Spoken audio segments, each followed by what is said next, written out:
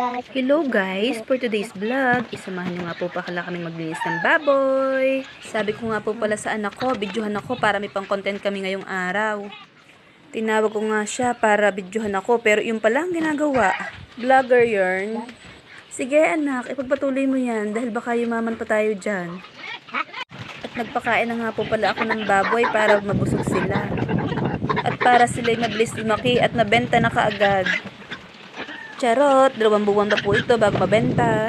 At pinakain ko na nga po pala ang aming baboy. Sana naman po bago ito mabenta, ito sana ang kilo ng baboy. Para naman po kami mga mag-aalaga ng baboy ay maging masaya. Lalo't higit ang aming mga financer na siya nagpapaalaga ng baboy sa amin. At ito nga po, nilinisan ko na po ang kanilang kulungan para presko sila. Ginawa nga pala ako ng asawa ko ng pantulak sa dumi ng baboy para hindi na ako pumasok sa loob. Baka daw po ako masagi ng baboy pag pumasok pa ako sa loob. Eh sa lalaki nga po yan, mas malalaki pa sa akin, kayang-kaya akong itumba. Lagi ko po nililinisan ang kanilang kulungan para hindi sila mag-amos. Ito po ang trabaho namin sa bukid. Basta marunong ka magtanim, marunong ka mag-aalaga ng baboy. Hindi po kayo nagugutom. Kailangan lang po talaga na magtiyaga para sa huli meron kang nilaga. Buti na nga lang po itong aking taga-video ay hindi naiinip.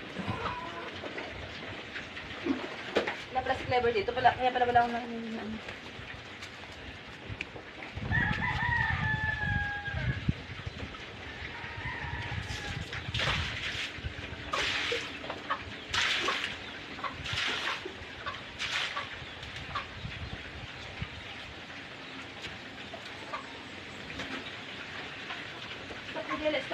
Sabi ko nga po sa anak ko, stop ang video at pupunta kami sa Manukan.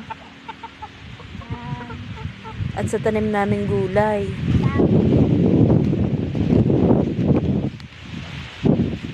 Dawis! Dawis! At yun nga po, may kasama pa kaming extra, yung aming tutang si Dawis.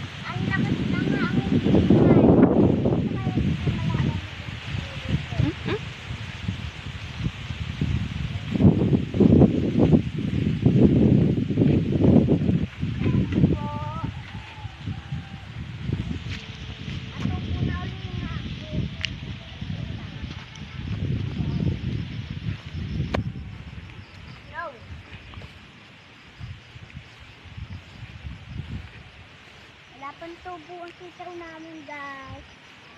Lapang tubo. Pinagkuharan na yung maliit.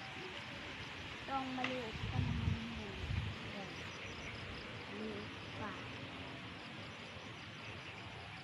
Nandito kami sa gubat na pinagtatanuman namin. Ito pang wala. Yan po, hindi. Yan ate. Pakita natin. Yan po guys. Diba po, ang laki ng